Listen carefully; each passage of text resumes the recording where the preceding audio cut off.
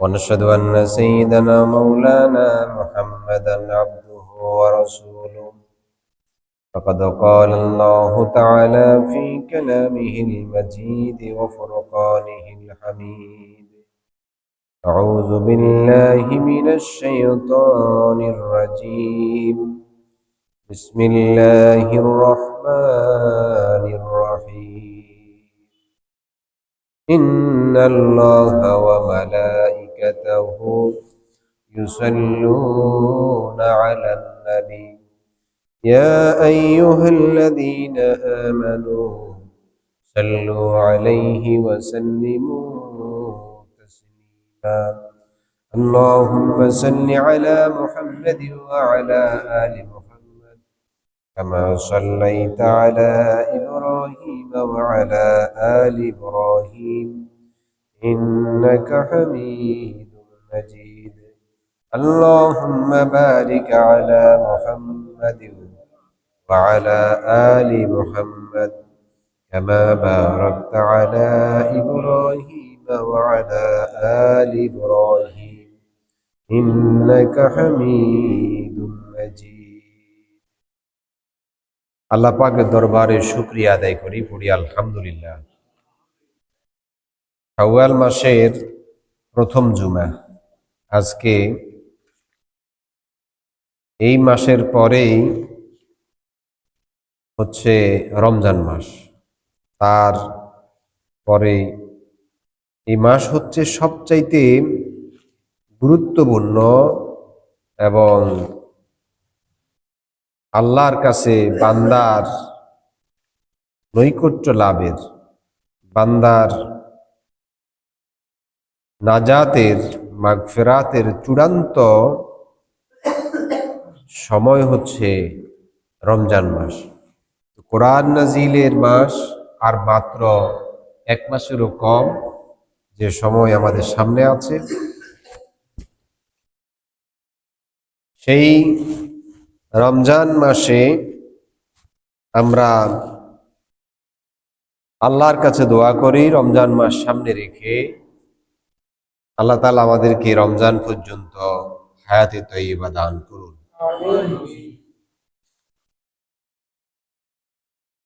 মেরাজের গুরুত্বপূর্ণ যে বিষয় ছিল সেটি হচ্ছে নামাজ। সেই নামাজ নিয়ে আমরা কথা বলেছিলাম। নামাজ হচ্ছে ঈমানের পরে আল্লাহর পক্ষ থেকে বান্দার জন্য অন্যতম প্রধান দায়িত্ব।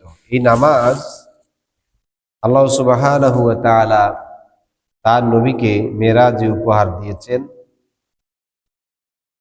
আমরা যেখানে গত জুমায় শেষ করেছি, আজকে সেখান থেকে শুরু করি ইনশাআল্লাহ।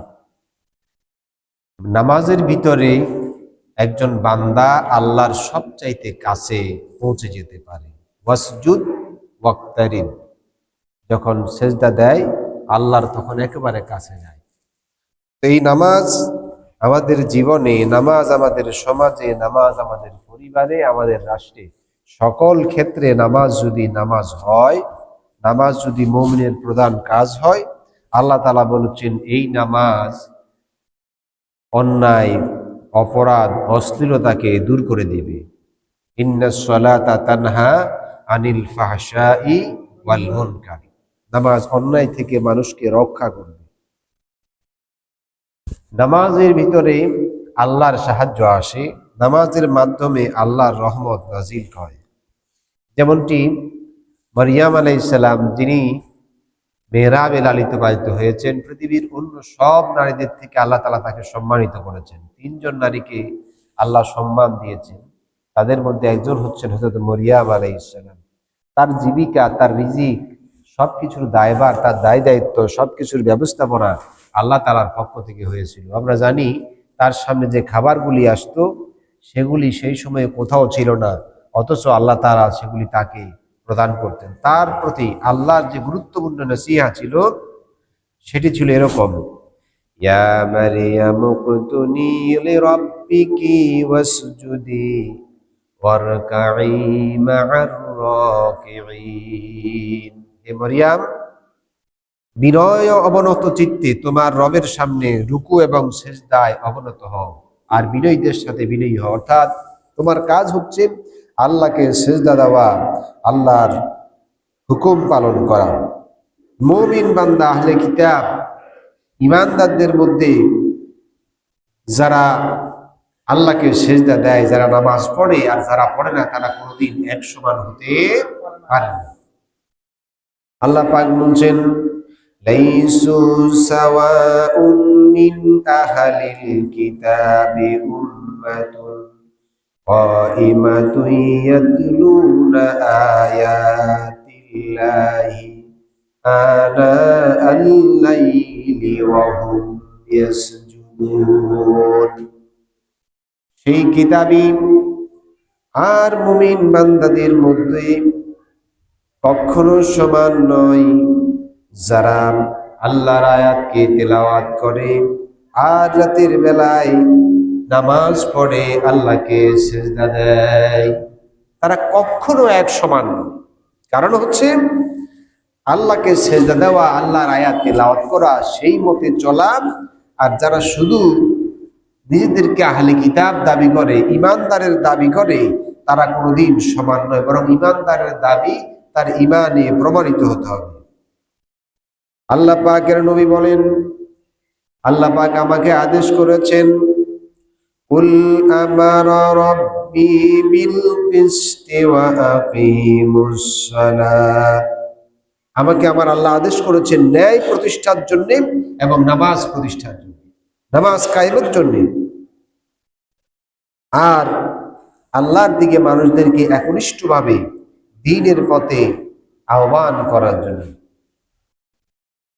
অর্থাৎ আমাদের যে সমস্ত কর্মসূচি, আমাদের যেই সমস্ত কার্যক্রম, তার কার্যক্রমের প্রথম কার্যক্রম ঈমান, দ্বিতীয় কার্যক্রম কি নামাজ, দ্বিতীয় কার্যক্রম কি নামাজ।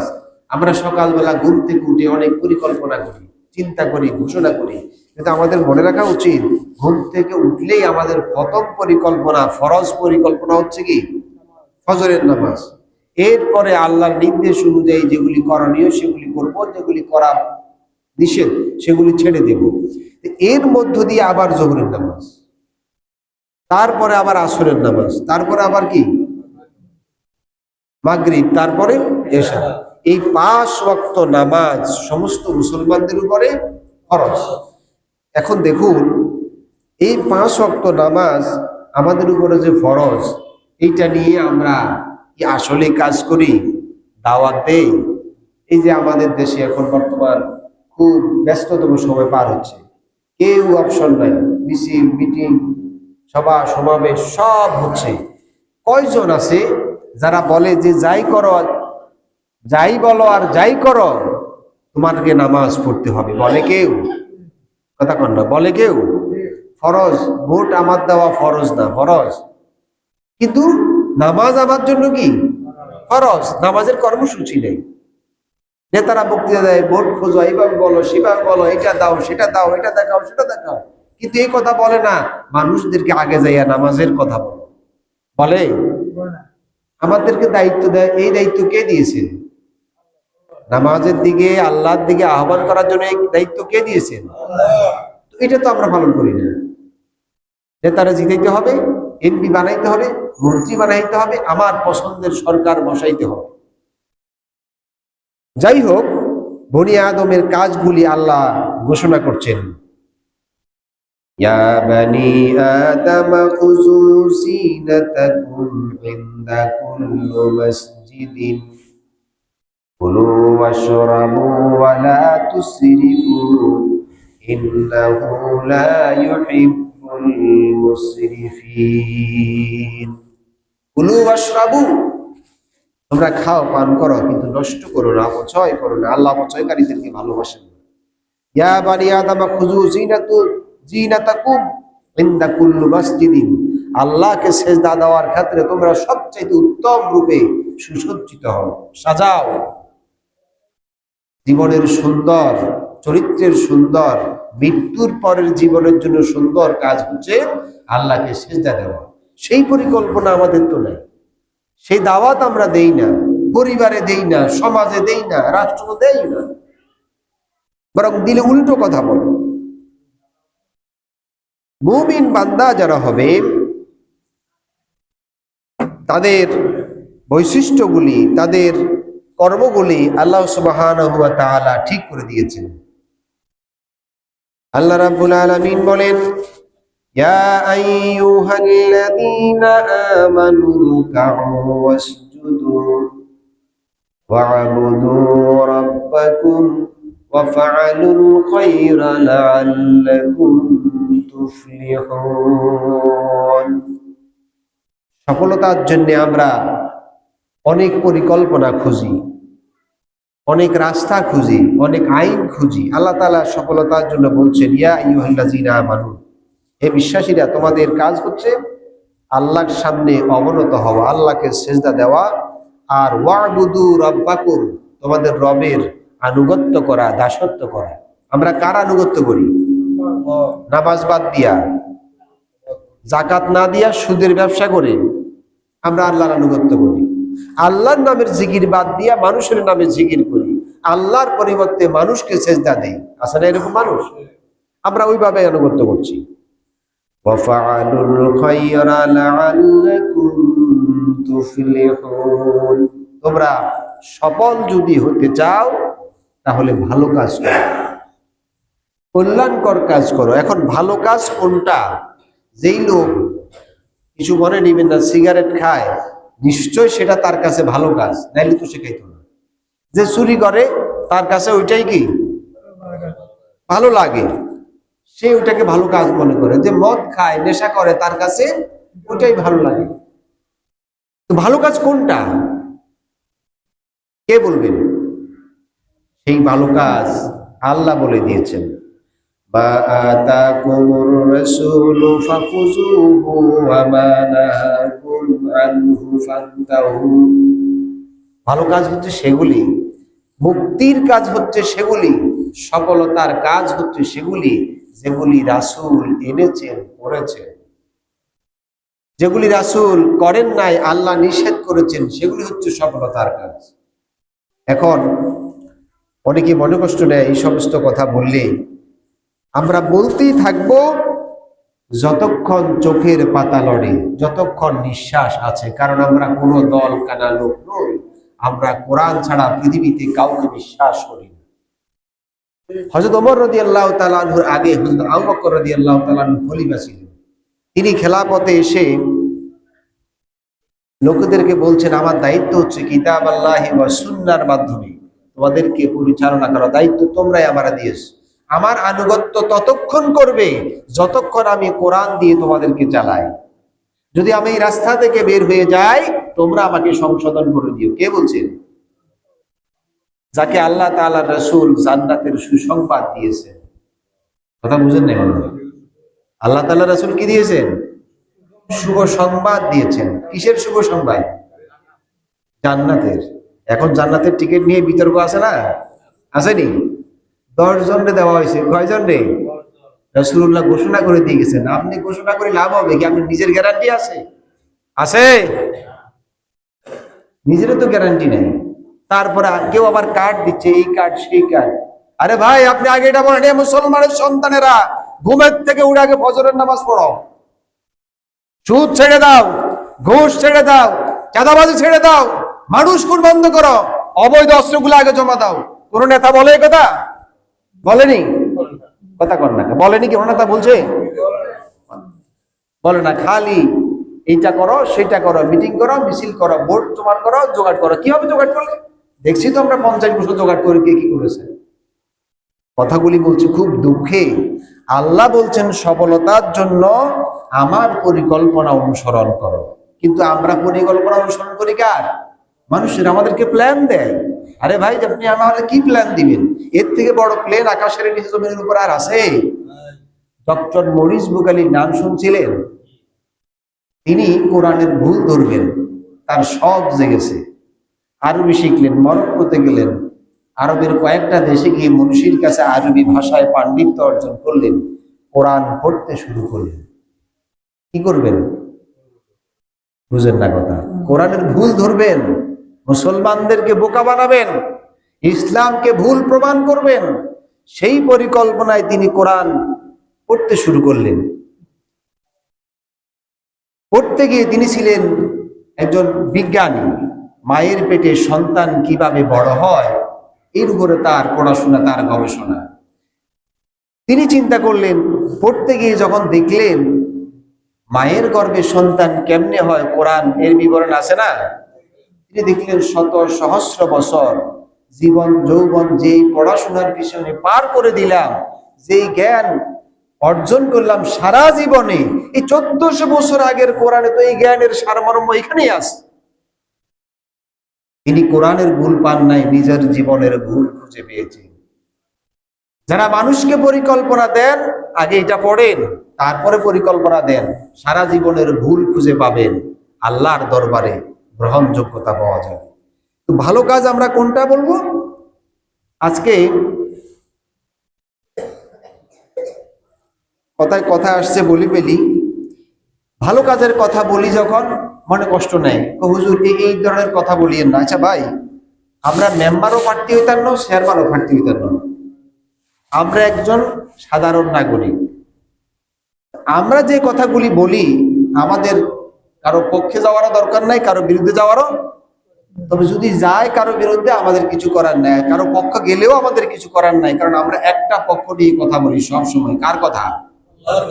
আল্লাহ তাআলার কথা। আপনারা কি জানেন ঈসা আলাইহিস সালামকে হত্যার পরিকল্পনা কেন করা হয়েছিল? আপনারা কি জানেন যে নূহ আলাইহিস সালামের কথা কারা অমান্য করেছে? আপনারা কি জানেন মুহাম্মদ রাসূলুল্লাহ সাল্লাল্লাহু আলাইহি সাল্লামকে মদিনায় বদরের যুদ্ধের পর উহুদ যুদ্ধে কারা বিপদে ফেলেছিল? জানেন? কোরআন সেগুলি স্পষ্ট করে দিয়েছে আমাদের সামনে। সফলতা আসতে হলে রাসূলের সামনে দিয়ে রাসূলের পথ ধরে আসতে হবে। রাসূলের পথের বাইরে সফলতা যাবে না ভাই, কোনোদিন না। এতে যতজন যত কথাই বলুক, মনে কষ্ট নেন, কিছু বললে যখন মারা যায় আমরা দেখেছি সব একসাথে হয়ে যায়, তখন দল থাকে না, মত থাকে না, তখন শ্রেণী পেশা উঁচু নিচু ভেদাভেদ থাকে না, এক কাতারে সামিল হয়ে কবরে রাখি আর বলি বিসমিল্লাহি ওয়া আলা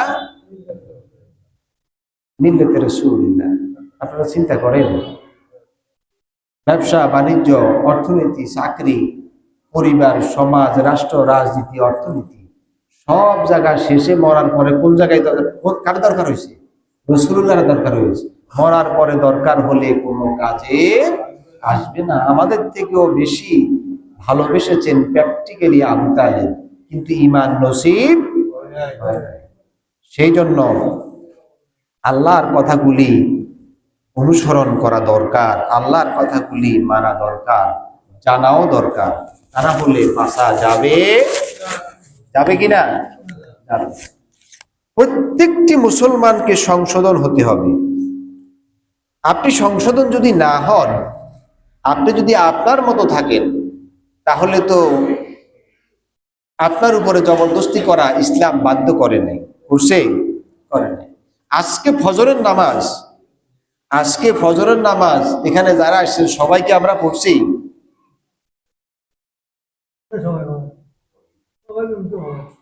কয়জন হয়েছে আজকে ফজরে? কয়জন হয়েছে এখানে? 100। আর এখন জুমাতে যে পুরা মসজিদ ভরবে, পাশে দোতলায়ও হবে না? এই মানুষগুলোর উপরে ফজরের নামাজ ফরজ ছিল না? কথা কন ছিল? আশ্চর্য লাগে, অবাক লাগে, ইমানের দাবি করে মুসলমান ফরজ নামাজ পড়ে না। ইমানের দাবি করে মুসলমান ফরজ নামাজ পড়ে না, কিন্তু দোকানে বসে আলেম ওলামার সমালোচনা করতে এক বিন্দুও ভুল হয় না। আসেনি এরকম? আসেনি? এমন গল্প করে, এমন চাপা মারে, মনে হয় যেন সব তার মুখস্থ, সব জানে।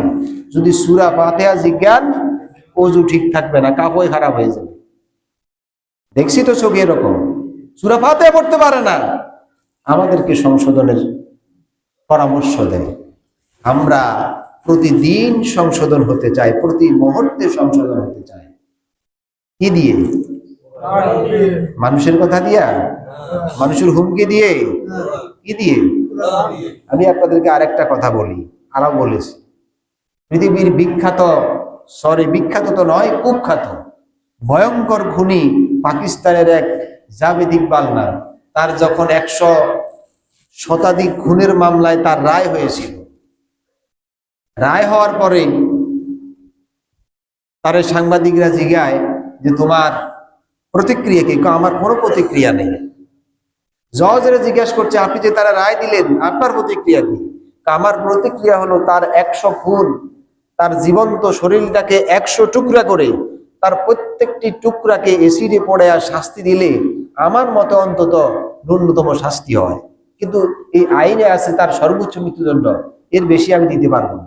তারে যখন জিজ্ঞাসা করা হলো আপনি কি বলবেন, সে বলছে আমার যদি আজকে ছেড়ে দেন কালকে থেকে আমি আবার আমার পেশায় ফিরে যাব, মানে আবার আমি খুন করব।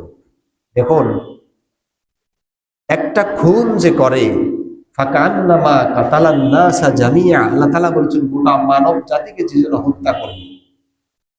এই খুনি ব্যক্তি কিয়ামতের দিন কি পরিমাণ বিপদগ্রস্ত হবে, কি পরিমাণ শাস্তির মুখোমুখি হবে, সে যদি বুঝতো একটা খুনের পরে সারা জীবন সে আফসোস করত, মৃত্যু পর্যন্ত আফসোস করত, অথচ 100 খুন করার পরেও পরকালের জবাবদিহিতার ভয় না থাকার কারণে নাম মুসলমান, পাকিস্তানের সেই খুনি বলছে আমার কোনো আফসোস নেই।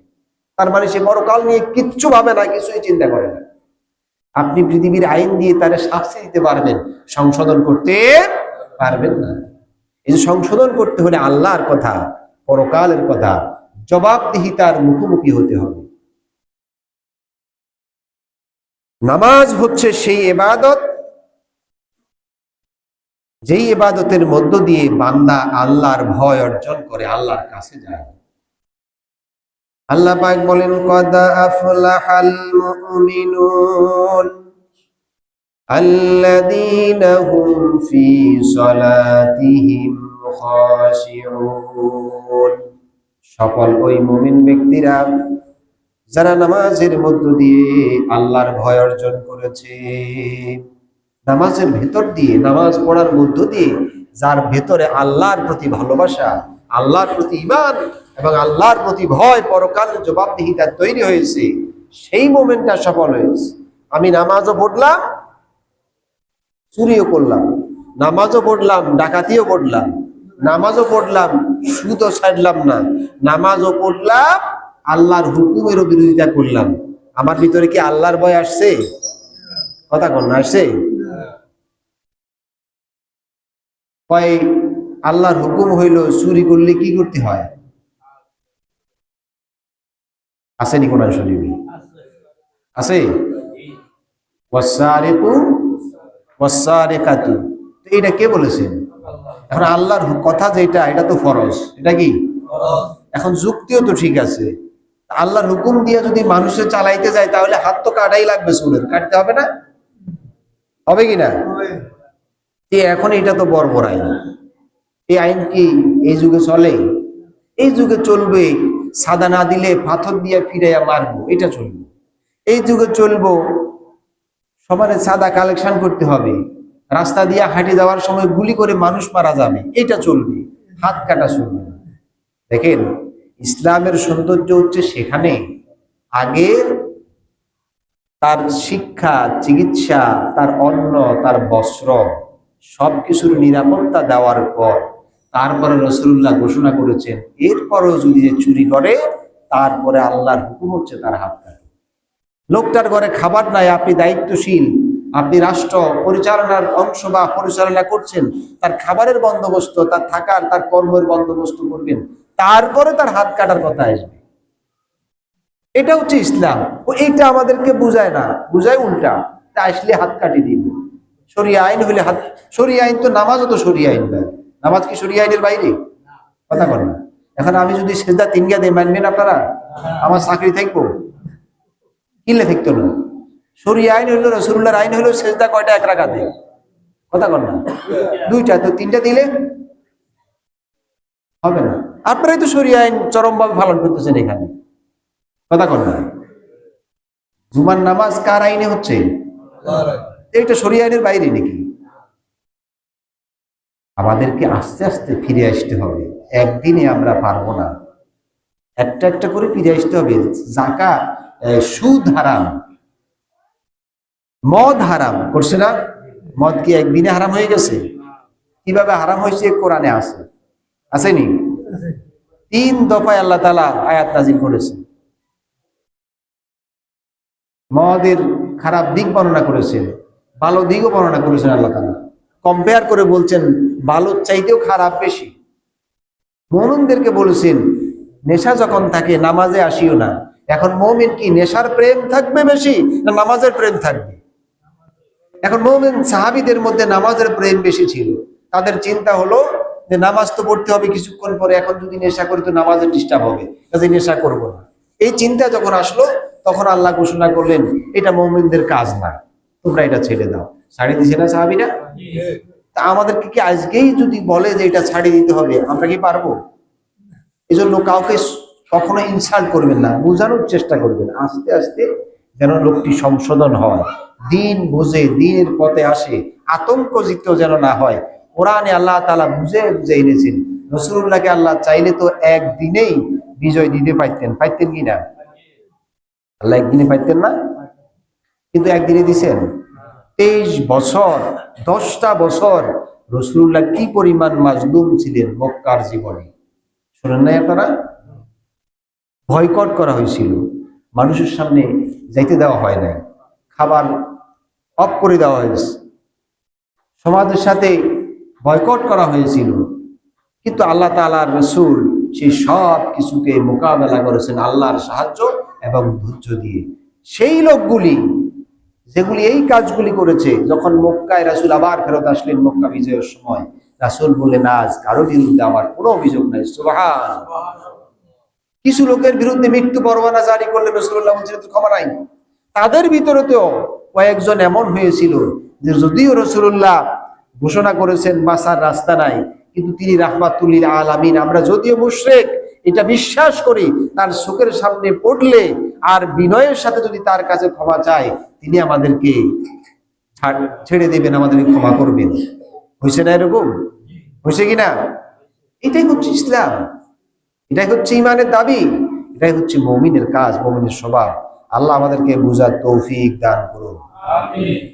আল্লাহ রাব্বুল আলামিন বলেন ইন্নাল্লাযীনা ইনদা রাব্বাকা লা ইয়াস্তাকবিরুনা আন ইবাদাতিহি ওয়া ইউসাব্বিহুনাহু ওয়া লাহু ইয়াসজুদুন। আল্লাহ পাক বলছেন ইন্নাল্লাযীনা ইনদা রাব্বাক, মুমিন বান্দারা তার রবের নিকট, লা ইস্তাকবিরুনা আন ইবাদাতিহি, ইবাদত করতে গিয়ে তাদের ভিতরে অহংকার থাকে না, তারা আল্লাহর প্রশংসা করে এবং আল্লাহর সামনে বিনয় অবনত চিত্তে মস্তক অবনত করে। আজ একজন আর হুমকি দেয়, ধমকি দেয়, 1 মিনিটে উড়াই ফেলবে, 2 মিনিটে কবর দিয়ে ফেলবে, এই করবে সেই করবে, এগুলি তো শয়তানের কাজ, ঈমানদারদের কাজ এগুলি না। এই হুমকি এগুলো দিত নবীদেরকে, আর নবীদের দুশমনেরা। ফেরাউন বলতো আমি সবচেয়ে বড় রব, আছে না কোরআন শরীফে, আনা রব্বুকুমুল আ'লা। নমরুদ বলতো মান আশাদ্দু মিন্না কুওয়া, আমার চাইতে শক্তিশালী আর কে আছে। এই হুমকিগুলো তারা দিত। শয়তান প্ররোচনার কারণে মুসলমানদের জবানে এগুলি ঢুকে গেছে। আল্লাহ সুবহানাহু ওয়া তাআলা আমাদেরকে বোঝার তৌফিক দিন। আপনারা কি আমার কথাগুলিতে মনে কষ্ট নেন? অহংকার করবেন না, কখনো না। রাসূলুল্লাহ বলেছেন যার ভিতরে বিন্দু পরিমাণ অহংকার থাকে আল্লাহর জান্নাত তার জন্য হারাম, আল্লাহর জান্নাত তার জন্য হারাম, সে যেই হোক। সুতরাং আমার আজকের আলোচনা এখানে শেষ, নামাজ সম্পর্কেও আজকে কথা এখানে শেষ। যারা নামাজ পড়েন না, যারা নামাজের কথা বলেন না, যারা নামাজের পরিকল্পনা দেন না, যারা নামাজের পরিকল্পনা নেন